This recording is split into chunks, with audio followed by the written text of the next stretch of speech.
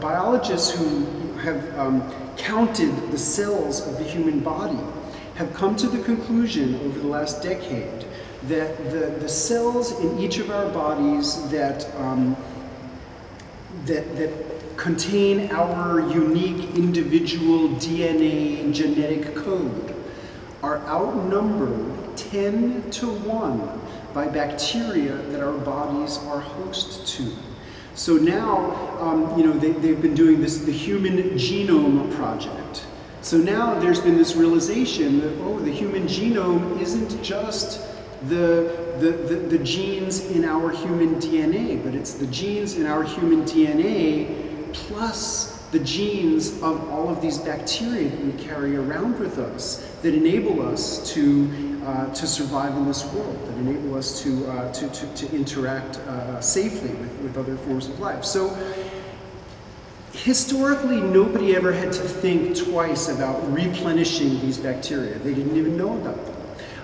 But basically, because the first triumphs of microbiology were all about identifying dangerous pathogenic bacteria that can make people sick, and then to killing those bacteria, both in the form of antibiotic drugs and in the form of chlorinating water systems to kill the bacteria in the water, there's been an impact, on our human bodies of this, which is that the bacteria that are part of us that we require and depend upon are under constant attack.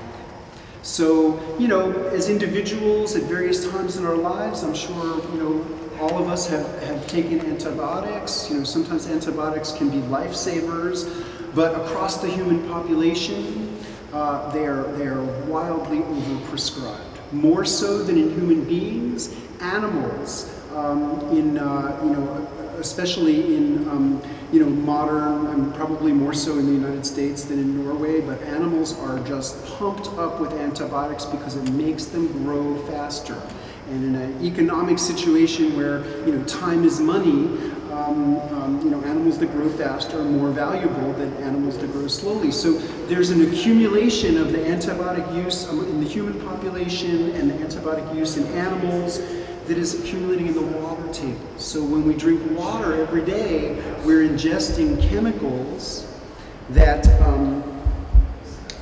kill some of the bacteria, that attack the bacteria inside of us. So I would say that in our time, more than any other time, it's important for people to consciously replenish these bacterial populations. And one way people do that is with supplements. The fastest growing segment of the vitamin pill nutritional supplement market are supplements that in English we call probiotics, that are supposed to be the antidote to antibiotics. But I would say that any nutrients you can get in a little capsule form, you can get better from real foods. And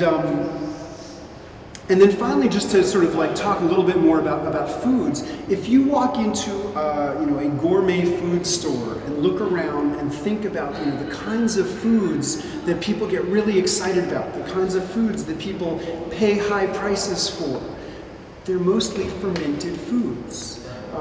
So I have this visualization of a store near where I grew up in New York City that's a gourmet food store, and you walk in there and the first thing you see are olives, barrels and barrels of olives. If any of you have ever picked an olive off of a tree, if you were in Southern Europe somewhere, and put that in your mouth, you have to spit it out because it tastes horrible, it's bitter, it's considered toxic. And the way that olives are prepared for a human consumption is called curing. There are many different styles of curing olives, but most of them involve fermentation. It's the transformative action of microorganisms that make olives edible and delicious. And then you take a few more steps and you see cheeses. There do exist cheeses that are not fermented, fresh cheeses, but most of the cheeses that people like to eat are products of fermentation. A hard cheese like a Jarlsberg cheese, that is a product of fermentation. A runny cheese like a brie or camembert kind of a cheese, those are products of fermentation. So what makes the cheese stable and what gives it its flavors and its textures is the transformative action of microorganisms. Then what are you going to put your cheese on? Bread. So bread is all fermented. If bread was not fermented, it would be like a brick. What gives it its nice texture and lightness is the transformative action of microorganisms. You go over to the meat counter and you find salami and prosciutto and all of these cured meats are products of fermentation. Fish also is fermented. Lots of traditions of fermenting herring or seals or the Japanese sushi. The sushi we might be familiar with, that's the 20th century sushi. Traditionally, it was fish fermented with rice together was sushi. And fish sauce, the fish sauces that we find in Southeast Asian cuisines, that's fermented almost exactly in the style of sauerkraut. It's just tiny little fish with lots of salt in barrels, and they just sit there for months, and the salt pulls water out of the fish and creates the fish sauce. And then the condiments that we like to put on our food to give it some flavor, those are also all the products of fermentation. And fish sauce really is the mother of all condiments. The favorite American condiment that I grew up with is ketchup. Well, ketchup comes from a Chinese word for fish sauce. Fish sauce really is the mother of all condiments, and ketchup, mustard, horseradish sauce, all of these things use vinegar. Vinegar comes from French vin aigre, sour wine. And it's basically the inevitable outcome of wine or beer or apple cider or any kind of fermented alcoholic beverage exposed to the air will turn into vinegar. And vinegar is the basis of all condiments. Obviously, wine and beer are the best known products of fermentation.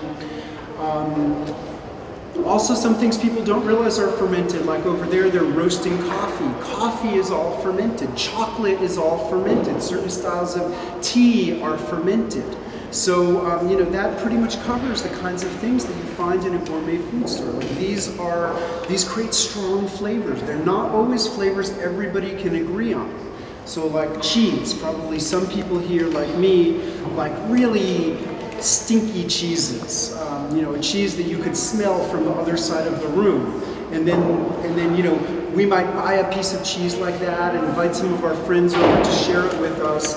And then some people don't even want to be in the same room as a cheese like that, and they would never think for a minute about putting it into their mouths. So, fermentation can create strong flavors that not necessarily everybody can agree on. And sometimes it creates flavors that help to distinguish insiders in a culture from outsiders of the culture.